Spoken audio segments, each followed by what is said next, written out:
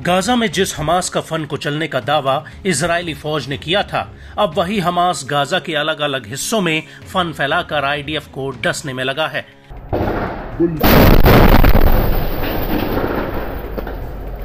एक तरफ जहां हिजबुल्ला इजरायल के ऊपर भीषण रॉकेट और ड्रोन हमले कर रहा है,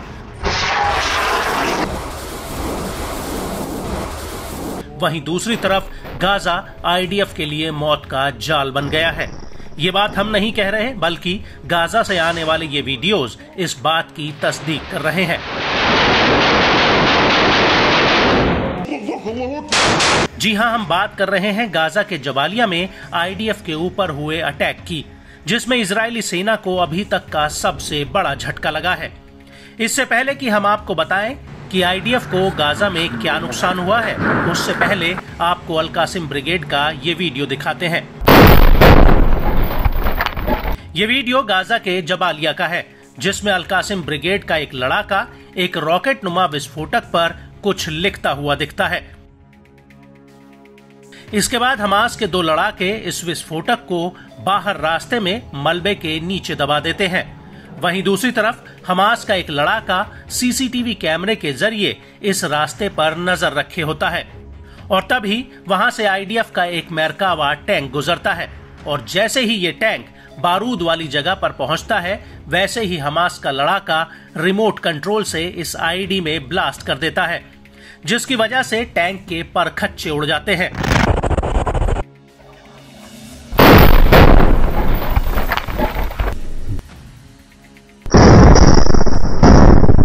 दरअसल इस धमाके में आईडीएफ की 401वीं आर्मर्ड ब्रिगेड के कमांडर कर्नल एहसान दक्सा और एक बटालियन कमांडर की मौत हो जाती है।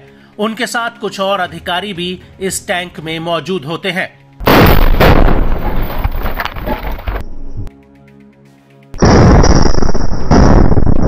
आपको बता दें कि कर्नल एहसान की उम्र 41 साल की थी और वो दलियत अल करमेल के ट्रूज कस्बे के रहने वाले थे। बड़ी बात यह है कि कर्नल एहसान आईडीएफ के सबसे सीनियर कमांडर्स में से एक थे, जिनकी गाजा की लड़ाई में जान चली गई है। वहीं 7 अक्टूबर 2023 को हमास ने आईडीएफ के 4 कर्नल्स को मार गिराया था, और अब ये संख्या 6 पर पहुंच चुकी है।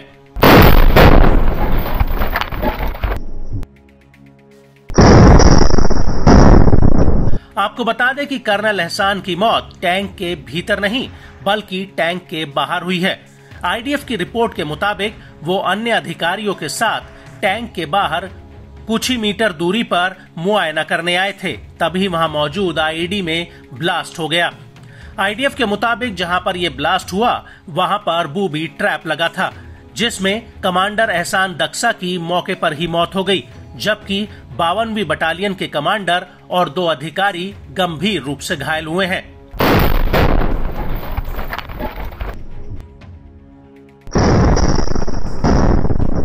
और जिस वक्त यह हमला हुआ, उसी वक्त जबालिया कैंप में अल कासिम ब्रिगेड ने भी आईडीएफ के ऊपर एक बहुत बड़ा हमला किया।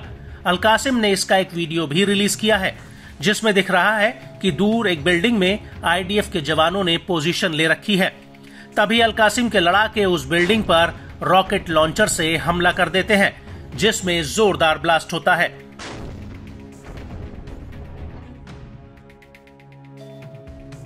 इसके बाद एक खंडर पड़ी इमारत में अल कासिम के 3 से 4 लड़ाके रॉकेट लेकर घुसते हैं, और वो उसके सामने जा रहे आईडीएफ के बुलडोजर पर ये रॉकेट फायर कर देते हैं।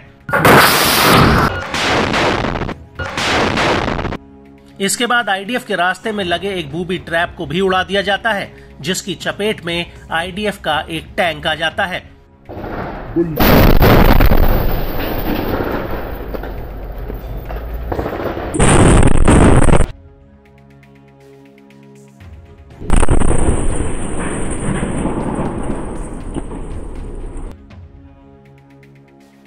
और इसके बाद हमास का एक लड़ाका मलबे के बीचों बीच खड़े एक टैंक पर रॉकेट फायर कर देता है।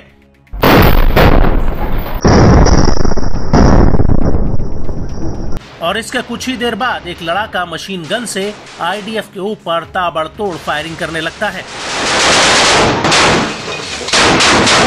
और इस हमले के दौरान ही अल-कुद्स के लड़ाके जबालिया कैंप के बीचों बीच अल कसासिब में आईडीएफ के एक मरकावा टैंक पर आरपीजी दागते हैं और अल कुद्स के इस वीडियो में पहले तो दबे पांव 2 लड़ाके हथियार लेकर गलियों में भागते नजर आते हैं। इसके बाद ये लड़ाके एक घर में छिपकर दूर खड़े आईडीएफ के 2 टैंकों पर आरपीजी दाग देते हैं, जिसमें एक बहुत बड़ा ब्लास्ट होता है।